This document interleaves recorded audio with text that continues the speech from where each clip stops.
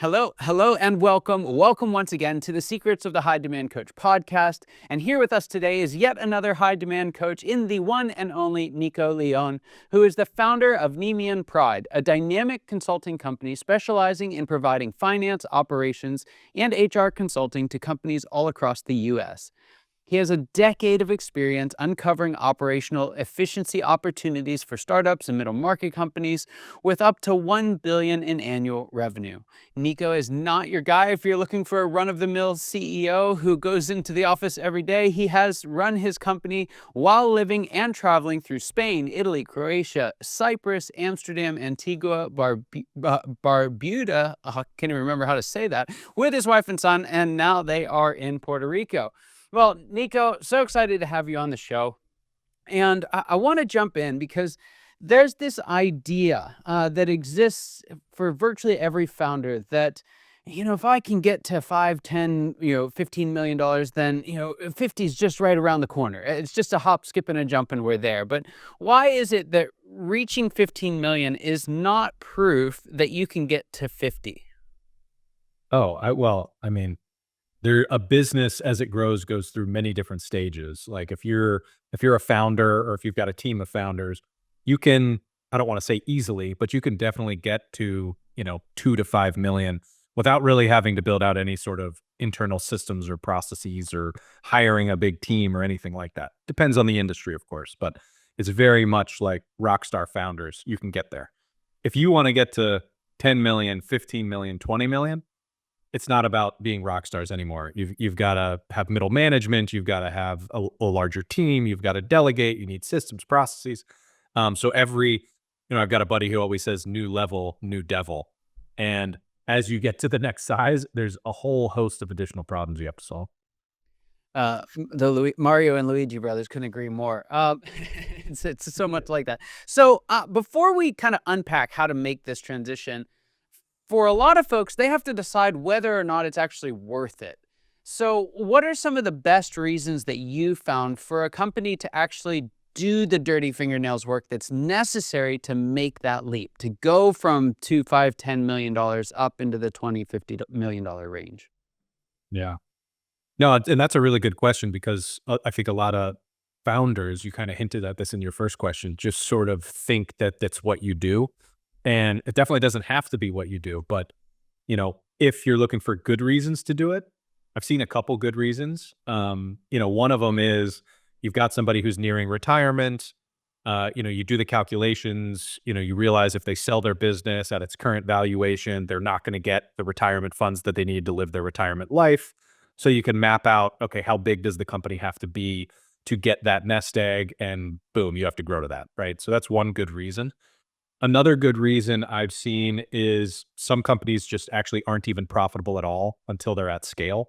So this would be if you have some sort, think about like Amazon in the early days, they were just losing money every year because they were investing so heavily in building out their infrastructure. So those companies, from the beginning, hey, I need to be $100 million company for this to even work. I'd say a third reason would be competitive. So some industries, they maybe reach a point where it's like, oh my God, you look around and you realize we're in like a winner take all situation right here. And we either have to fight really hard right now to survive. And that's going to mean we're going to grow to 50 million or we're going to die or we're going to get acquired or something like that. And you have to make that decision. Yeah. I found that one to be particularly present in the market today with all the roll-ups that are happening. So many industries, there's so many roll-ups taking place, and there's this kind of no man's land, it depends on the industry, but like 2 million to 7 million, you're not quite big enough to compete, you're not quite small enough to hide, and you're just kind of stuck in between. And I've seen a number of folks, realize, particularly CEO, hey, we can't stay here, right? We've got to go up or down, and down's not an option. So here we go. So one of the things I've heard you talk about before is this kind of distinction between lifestyle businesses and growth businesses. My question for you, just roughly or quickly define this for us, and then help us figure out, how do we know which one we have? Because in my experience, there's a lot of folks who have lifestyle businesses who think that they have growth businesses. What's the difference? Yeah, I would even add a third type of business there, which is like a stagnant business, I guess we could call it. Because to me, a growth business and a lifestyle business, those are two great types of businesses that you can have. All right. So let me define a lifestyle business. And I don't even know if this is the real definition. This is just my definition. I have a lifestyle business. And what that means is I have intertwined my business into my life. And so that means, like you mentioned it before in the intro, I travel all the time with my family. I'm also extremely active, swimming, running, sports, like hours each day I spend on those sorts of things. That means I'm not working for 12 hours every day on my business. So it's like I've designed my lifestyle the way that I want it, and then the business is sort of like intertwined into that and helps to fund my lifestyle. To me, that's a lifestyle business. There's a lot of people who have businesses where they don't have a great lifestyle. They feel like they're working hard every day. They feel like they're putting out fires every day, but they're also not a growth business because they're not growing. And so that's what I would put in that third category of like stagnant business. Mm. And then growth, of course, you're not designing it for your lifestyle. You're focusing a lot of your time on growing your business, a lot of time on your business, and you're reaching new, growth stages every month, every year. Mm. And how do you determine the difference? Because there's a lot of folks that are in that again, that $2 to $10 million range, and um, eh, they're starting to feel a little bit of that stagnation, but it hasn't quite hit yet. Oftentimes, you'll see revenue still going up, but profit has actually stagnated, and they think this is a growth business. We've been growing for all these years, but when you unpack it, it's really around them and their personality. Do you see that a lot in lifestyle businesses where they may be doing it full time, but it's still designed around the founder and what they want to do at any given point in time? Yeah, I mean, when we meet with a new company and we start working with them, like many consultants, we always start off diving into like, what are your actual long-term goals, you as the founder?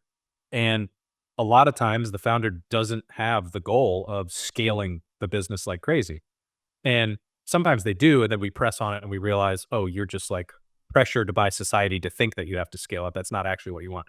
Right. So we try to delineate that at the onset. Like, is your goal, do you have one of those really good reasons to grow, like we mentioned earlier? Or is it actually a lot better for you to have a lifestyle business? And if we deem it makes a lot more sense to have a lifestyle business, then we look at their day to day, week to week, what does their work life look like?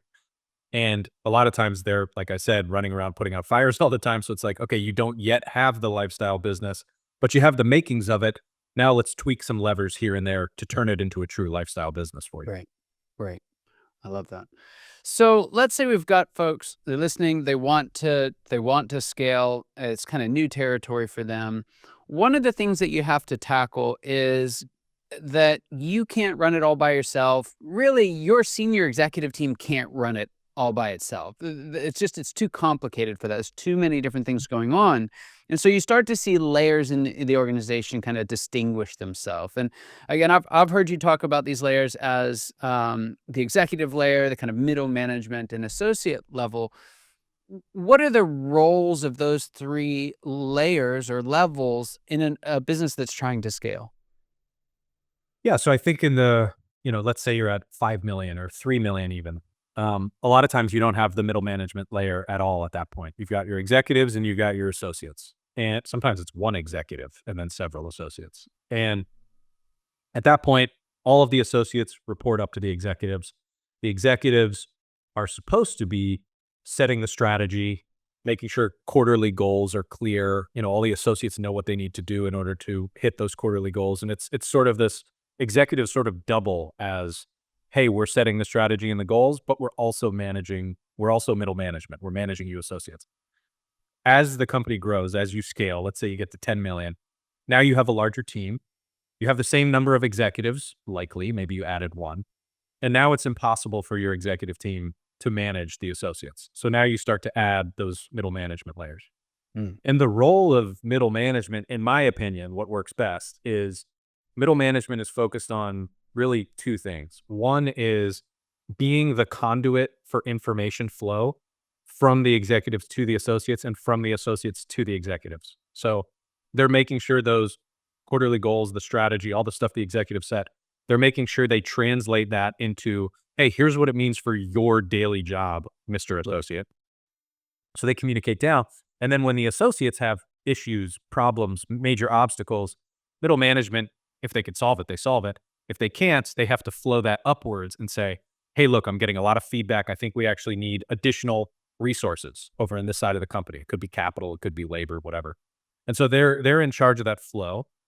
The second thing I think middle managers have to really do is focus on process improvement. So like as the associates flow up whatever issues they're having, it's really on the middle managers to try to change the process or implement a new tool or whatever to like create a long-term solution for that issue.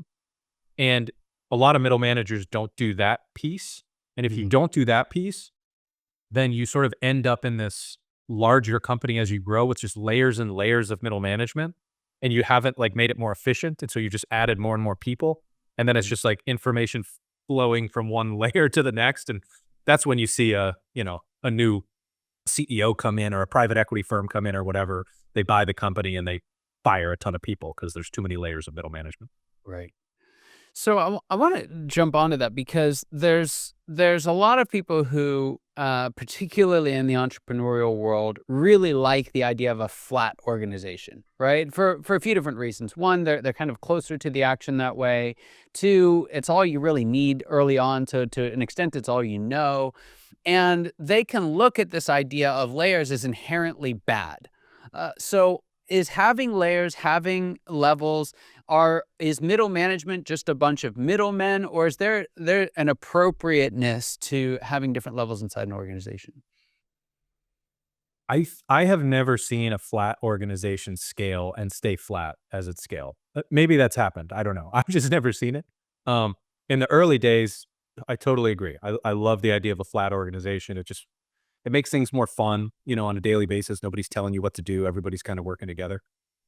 I've seen probably the largest companies I've seen that are still flat are companies that basically just do one thing. It's like they're all salespeople. It's like a company that just sells a thing, and that's all they have to do. They don't really have to fulfill on it, right? They don't really have to like manage finances internally, in a very difficult way. But as soon as you start to scale and you have like an HR department and a finance department, you have all these different teams, it's very, very hard to stay flat. Mhm. Um, I mean, I think the middle management layers are crucial, but the way that I described them earlier, where, it's all about information flow and then process improvement, like when you create your middle management hires, when you create those layers, it's people in those roles. And as long as you're hiring people who are extremely organized and extremely good communicators, your middle management layer is going to be awesome. Yeah. But a lot of companies end up just, hey, this associate's doing a very good job. Let's make them a middle manager. They're just good at being an associate. They're not really highly organized. They're not very good communicators. And so that's where it causes problems, I've seen. Yeah. It's so true because the common pattern is the middle management is formed of the best associates, right? Like the ones who can get all the stuff done and get the most done. Oftentimes there's some sweat equity there. They're just sharp people. They aren't inherently great communicators, though, right? Oftentimes, the person who's getting the most done as an associate in particular is doing so at the expense of over communicating and taking the time to do that. What do we have to change beyond our mindset? But how can we start to shift who we're promoting into or hiring into those roles so that we can get the type of communication you're talking about? Yeah, I think it's probably about compensation would be the area I would focus in on, where, you mentioned, giving those associates a promotion, the best associates, you promote them to manager.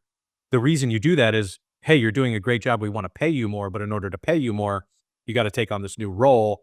But then it's a completely different role where it's all about communication, right? So if there were better pathways, like if business owners thought of better career trajectories for their associates who are really, really strong, but not the best communicators, not the most organized managers, as long as they have a path to make more money and take on more responsibility in some sort of associate role, that would probably solve the problem. Managers, you've if you've got associates that could be great managers, awesome, promote them into that role. If not, bring outside managers in because they're just going to do a much better job. Yeah. Yeah. It's so true. And I love that you've dialed in on information flow, one of the very last things people think about when they're going through the process of scaling. They think about, especially with outside help, they'll think about, different positions and what they have to get done and how they're going to do it. Very, very rarely have I come across a team in this window that's thinking about information flow, right? Let alone hiring to it and managing to it. So such an important factor. I really couldn't agree more. Nicco, there's a question that I like to ask all my guests. I want to see what you have to say about it. What would you say is the biggest secret you wish wasn't a secret at all? What's that one thing you wish every founder or CEO listening today knew? I'll probably go back to the lifestyle versus growth business thing that we mentioned. And I would say, I wish more founders knew that you don't have to wait until you are successful or until your business reaches a certain size for you to finally start like living the daily, weekly life that you actually want to live. Like there are many, many ways to look at your business that you have currently and look at your life that you have currently and redesign the lifestyle so that you can start living exactly how you want right now and start to enjoy some of that stuff you're putting off till retirement. Yeah. So true. So true. Nicco, folks are listening. They want help doing that. They want help redesigning, re-engineering their business. Where can they find more out about you and the work that you do? Well, come find me on LinkedIn for sure. We're not on any other social media other than that. And then nemeanpride.com. You can always go to our website and learn a little bit more about us. But honestly, LinkedIn, we post a lot on LinkedIn. We host a podcast as well. So we post certain videos and things like that on there. That's probably the best way to find me. Fantastic. We'll get that LinkedIn profile in the show notes for everyone. And then Nemean Pride, NEMEANPRIDE.com. And those will both be in the show notes for you. Highly recommend it. Some fantastic resources out there. Podcast is excellent as well. Nicco, thanks so much for being on today. Just a privilege and honor having you here with us for the show. For those of you watching and listening, your time and attention mean the world to us. I hope you get as much out of this conversation as I know I did, and I cannot wait to see you next time. Take care.